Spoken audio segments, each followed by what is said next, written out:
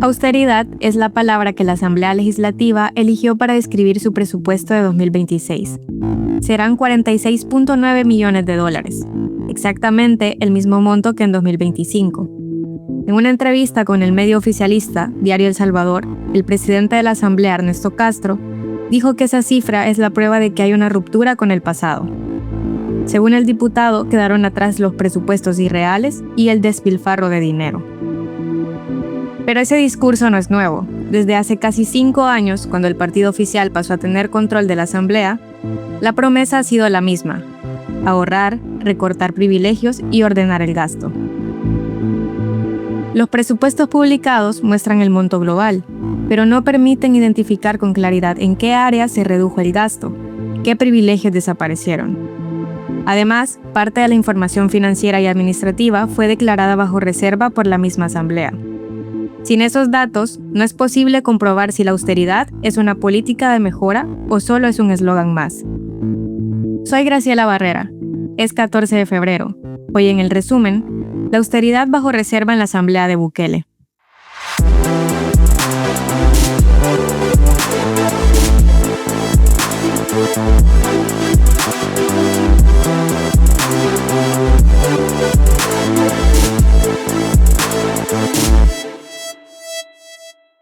Soy Carlos Dada, director de El Faro. Hacer periodismo en Centroamérica es cada vez más difícil. Trabajamos bajo acosos, amenazas y detenciones arbitrarias por parte de regímenes que necesitan ocultar su corrupción, sus abusos de poder y sus pactos mafiosos. Informarte con El Faro es gratis.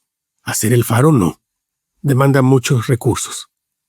Si nuestro trabajo te parece importante, ayúdanos a seguirlo haciendo.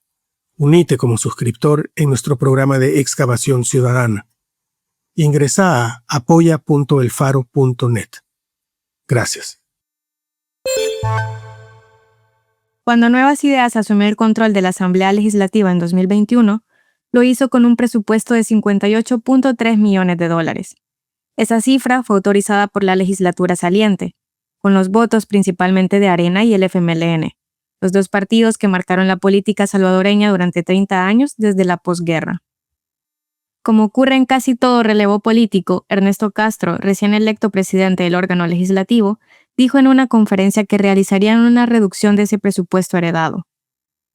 La administración pasada tenía asignaciones globales al año de 21 millones, un poco más de 21 millones de dólares, y la hemos bajado a 14 millones. Hemos hecho una reducción de 7 millones de dólares al año. Eso es parte de los excesos con los que se han estado trabajando en esta asamblea. También anunció que su partido renunciaba a ciertos beneficios que gozaban los diputados anteriores.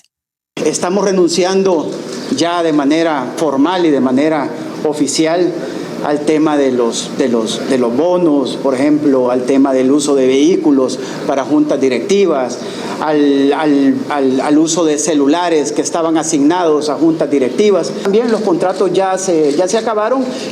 Revisamos los presupuestos legislativos aprobados desde 2021, disponibles en el portal de transparencia. Son documentos que muestran los montos globales asignados a cada área y el total destinado a remuneraciones. Con esas cifras, es posible observar la evolución del presupuesto. Información sobre viajes internacionales de diputados y empleados está disponible de forma parcial. El presupuesto de cada grupo parlamentario, así como contratación de personal, corresponde a la ejecución administrativa. Hablamos con Acción Ciudadana, una organización salvadoreña que monitorea y analiza el uso de fondos públicos. En su último informe determinó que el órgano legislativo solo presenta el 10% de información. Con estas condiciones, la organización considera que es difícil evaluar si realmente existe la austeridad en la Asamblea, porque mantienen en reserva información de su quehacer. Además, no presentan la información oficiosa que mandata la LAIP. El presupuesto anual es uno de los pocos documentos disponibles para examinar el gasto legislativo. No muestra el detalle operativo de cada rubro, pero sí permite observar cómo ha evolucionado el gasto y si en realidad hay austeridad en la Asamblea. Y en esa revisión deja una contradicción del discurso oficialista. Antes de que terminara 2021, los diputados reformaron la ley del presupuesto, y añadieron $2 millones al monto aprobado. Con ese ajuste, la asignación anual pasó de 58.3 a 60.3 millones de dólares. En 2022, la Asamblea aprobó su primer presupuesto por 57.6 millones de dólares. Redujeron 7.000 respecto al que criticaron al asumir. Al año siguiente, aprobaron el mismo monto, pero a mediados del año autorizaron un refuerzo de 3 millones, lo que elevó el total disponible a 60.6 millones de dólares. Ahora venimos a corregir esta plana para reducir este órgano a 60 diputados.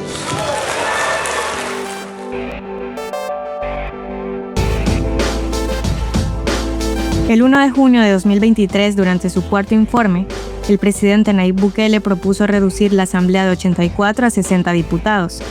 La reforma fue aprobada y entró en vigor para las elecciones de 2024. El partido oficial mantuvo el control con 54 de los 60 escaños. Tras la reducción de diputados, el presupuesto de 2024 muestra una baja cercana al 6% con respecto a 2023. Son 3.5 millones menos que el año anterior, una disminución que se concentra principalmente en el rubro de salarios, pero no hubo una reducción significativa en otras áreas. La Asamblea Legislativa tardó más de 3 meses en publicar el detalle de su presupuesto para 2026. La ley obligaba a tenerlo disponible a más tardar el 30 de septiembre de 2025, junto con el presupuesto de todo el gobierno. Luego, los diputados tienen 3 meses para discutirlo y tienen hasta el 31 de diciembre para aprobarlo. Pero el documento apareció en el portal de transparencia hasta el 6 de enero de este año. Casi al mismo tiempo, Ernesto Castro escribió en su cuenta de X que el presupuesto actual representa una disminución de 11.3 millones de dólares frente a 2021, que los salarios se redujeron en más de 18 millones, y que por lo tanto existen más de 1.000 plazas menos que en ese entonces. Pero hay una verdad a medias en ese discurso. El medio Voz Pública verificó el discurso de Castro y concluyó que la diferencia de 11.3 millones existe si se compara el presupuesto de 2026 con el de 2021. Pero esa comparación enfrenta a 2 asambleas distintas, una de 84 diputados y otra de 60. Por lo tanto, la reducción del monto se debe a la cantidad de legisladores. Al cierre de 2025, la Asamblea Legislativa ejecutó casi el 89% de su presupuesto anual. El mayor gasto se concentró en salarios y prestaciones, donde se utilizó prácticamente todo lo asignado. La discusión sobre austeridad no termina en el presupuesto de la Asamblea, sino también en el presupuesto de todo el Estado. Los diputados tampoco han sido austeros con los presupuestos de otras instituciones. Algunos gastos de la Asamblea se conocen por solicitudes de información pública hechas a otras instituciones, como el gasto que reveló la revista Gato Encerrado en esquemas de seguridad. En mayo de 2022, el medio publicó que 472 agentes de la División de Protección a Personalidades Importantes estaban asignados a diputados. El costo estimado de ese esquema de seguridad rondaba los $195,000 mensuales. Cuando el medio preguntó al diputado Cristian Guevara por qué mantenían protección personal, pese a haber criticado ese esquema en el pasado, la respuesta no fue una explicación presupuestaria, fue una contrapregunta. Incluso contrató 33 ¿Y usted quisiera que sus amigos mareros nos amenazaran o estuviéramos expuestos? Si usted sabe las medidas que hemos tomado y el plan contra las pandillas, control territorial no está funcionando. En el portal de transparencia de la Asamblea aparece como información reservada hasta agosto de 2027 todo el proceso de compras, licitaciones y contratos. En 2023, la revista Elementos documentó compras hechas por la actual Asamblea de galletas y 4.500 rollos de papel toalla por $18,346, 76 llantas por $9,068 y un contrato de mantenimiento vehicular por $192,000. Los montos están, los proveedores aparecen. Lo que no está claro es el proceso de compra. ¿Compararon precios? ¿Cotizaron diferentes proveedores? ¿Por qué estos proveedores fueron los más idóneos? Algo parecido ocurre con el gasto en infraestructura interna. Entre 2024 y 2025, el Salón Azul fue remodelado. Nuevas curules, nuevas pantallas, cambio de piso y pintura. La prensa gráfica solicitó el presupuesto de remodelaciones entre enero y junio de 2025. La Unidad de Transparencia de la Asamblea respondió que para el periodo solicitado no se dispone de asignación presupuestaria para el proyecto en mención. La unidad recomendó al medio revisar el portal de transparencia de la institución, donde tampoco se encontraron los datos solicitados. Aunque la diputada de Nuevas Ideas, Sueci Callejas, asegure que el órgano legislativo es una de las instituciones más transparentes, omite mencionar que hay información que no es publicada. Esto dijo en una entrevista en Canal 21. Entonces, realmente en temas de transparencia, yo creo que la Asamblea Legislativa es uno de los organismos que está más al frente, más de cara, más fiscalizado a la población. Más abierto. Además, hay 60 plataformas que tiene cada uno de los diputados, en donde cada uno está informando de lo que está haciendo para beneficio de sus departamentos, de sus municipios, y todo lo que está, cada diputado está participando. En los documentos oficiales de presupuestos no aparece una línea que desglose el dinero que se asigna a cada diputado para contratar personal de apoyo como asesores, fotógrafos, encargados de redes o equipos de apoyo vinculados a cada despacho legislativo. Hasta 2025, el portal de transparencia de la Asamblea publicó que cada diputado disponía de $8,000 mensuales adicionales a su salario para la contratación de su propio personal.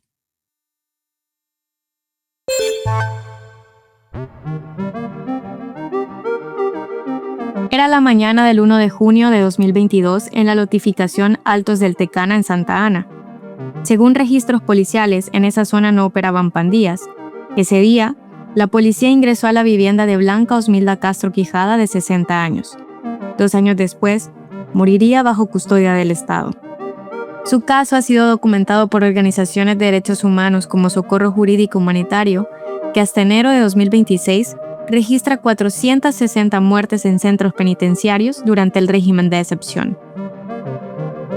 La policía irrumpió en la casa de Blanca sin mostrar orden de allanamiento ni de captura. En el interior solo había golosinas y refrescos que ella vendía para subsistir, además de un frasco con cerca de 100 pastillas que tomaba a diario para tratar enfermedades crónicas como hipertensión, hipotiroidismo y diabetes. Antes de ser llevada, Blanca suplicó a los agentes que le permitieran hacer una llamada para avisar a su familia que no regresaría ese día y para que su hija, quien padece una condición mental severa, no quedara sola. Su petición fue ignorada. En el Faro revisamos el requerimiento fiscal y los documentos policiales para verificar si Blanca tenía algún vínculo con pandillas. Encontramos que la Fiscalía la incluyó en una supuesta agrupación ilícita de 200 personas que residían en municipios distintos y sin conexión entre sí. En enero de 2024, Blanca tenía programada una cita médica en el Hospital de Santa Ana, pero los custodios no autorizaron su traslado y retuvieron su tarjeta hospitalaria dentro del penal. Esto impidió que su familia retirara medicamentos o recetas indispensables para su tratamiento. Tras la pérdida de la tarjeta, la familia llegó a gastar alrededor de $100 mensuales en medicinas, sin saber si Blanca fue llevada alguna vez a consultas médicas. En sus últimos meses, Blanca estuvo recluida primero en el penal de Ilopango y luego en Apanteos. Durante ese tiempo, su familia no recibió información clara sobre su estado de salud. El 23 de junio de 2024, empleados de una funeraria notificaron a la familia que Blanca había fallecido. La causa oficial fue una arritmia cardíaca y la esquela forense consignó miocardiopatía dilatada, una enfermedad en la que el músculo cardíaco se debilita y se agranda. El documento, sin embargo, no especifica si recibió atención médica adecuada durante su reclusión. Blanca es una de las 35 mujeres cuya muerte ha sido documentada por Socorro Jurídico Humanitario durante el régimen de excepción hasta enero de 2026. La mayoría falleció por enfermedades y falta de atención médica, no por violencia directa. Esto es solo una parte de la historia. La publicación completa la puedes buscar como Blanca Osmilda, capturada a sus 60 años en una comunidad sin pandillas, disponible en elfaro.net y en El Faro Audio.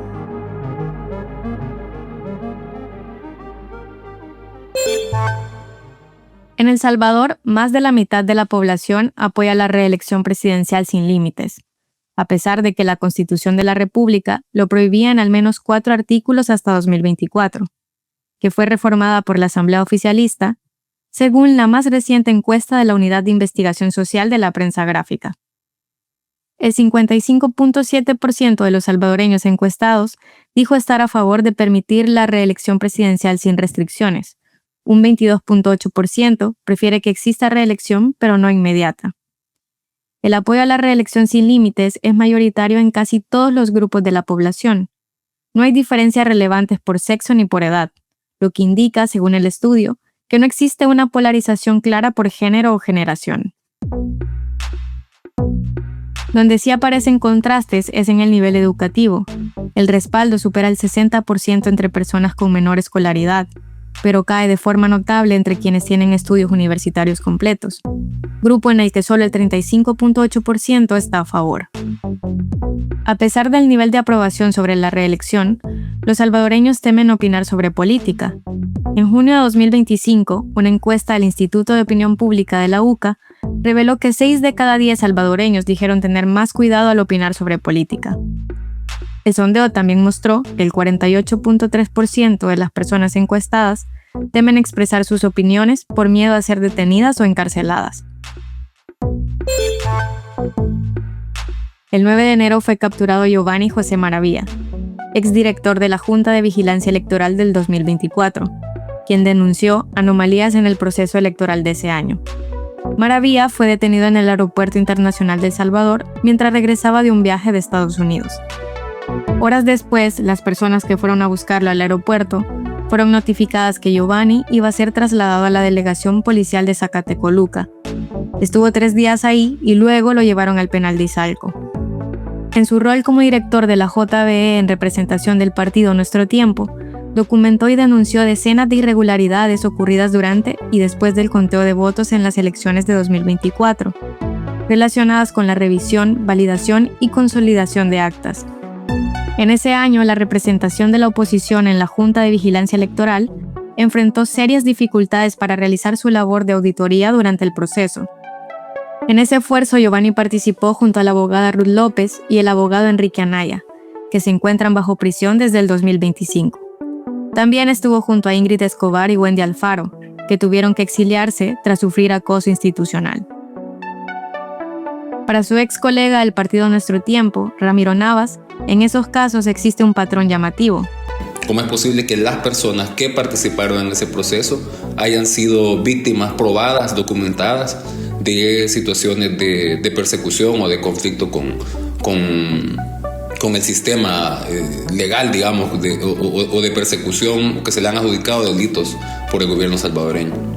La Fiscalía acusa a Giovanni del delito de agrupaciones ilícitas, una imputación que ha generado cuestionamientos, considerando que Maravilla fue candidato de Nuestro Tiempo y ocupó un cargo para el cual es indispensable tener antecedentes penales limpios. Giovanni es procesado bajo el régimen de excepción, así lo contó a Navas. Lo poco que alcanzamos a saber es que se le está aplicando el régimen de excepción y por tanto el caso se maneja bajo reserva. El manejo de la información ha sido bastante opaco. La defensa legal de Giovanni no ha tenido acceso a verlo, o sea, él no ha podido ver a ninguna de las personas, ni siquiera de su familia.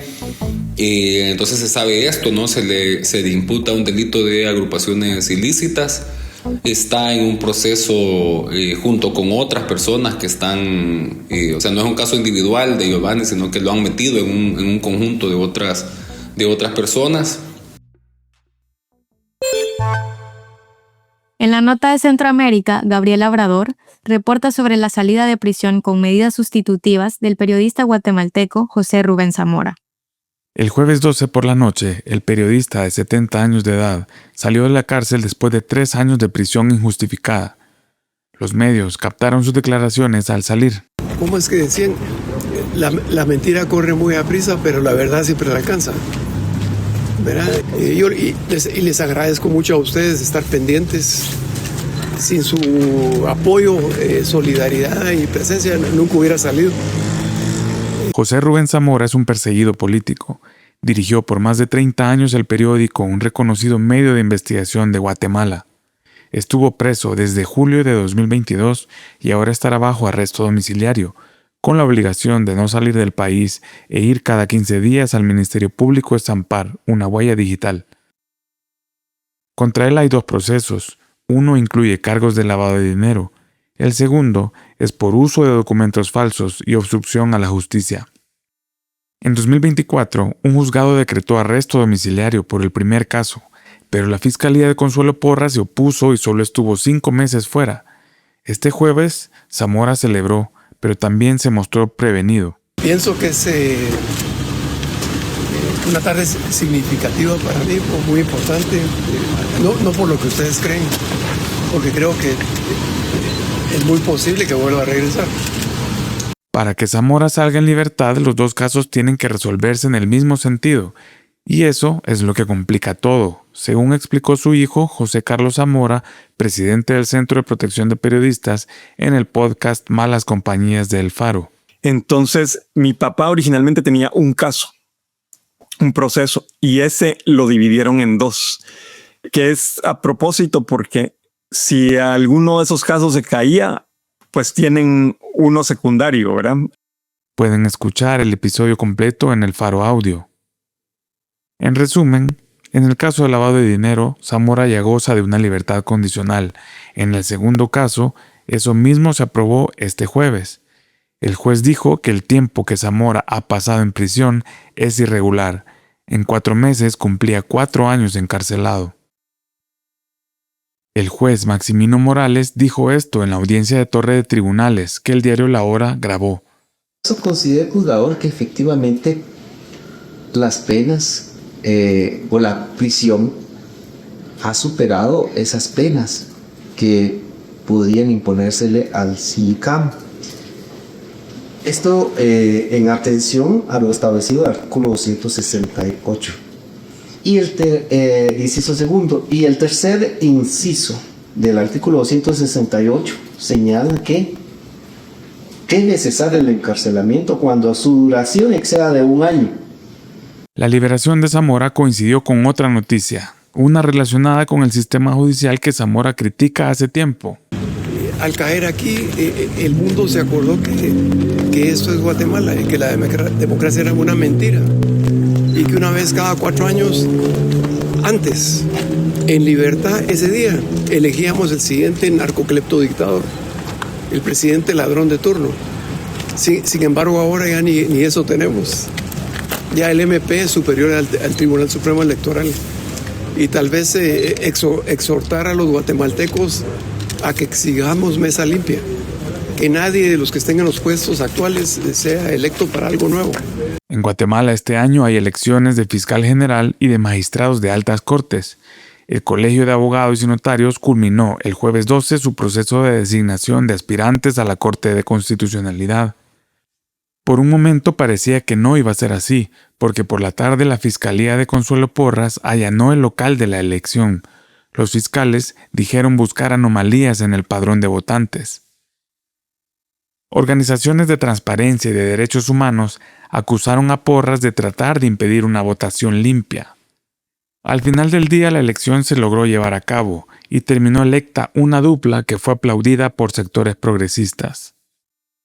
Y ahí vemos a la fiscal general haciendo sus últimos exabruptos y chifladuras para ver cómo se logran quedar ahí, pero yo creo que al final es otra etapa que tenemos que superar y que tenemos que avanzar, ¿verdad? Y dejar atrás, ¿verdad? Y les agradezco mucho.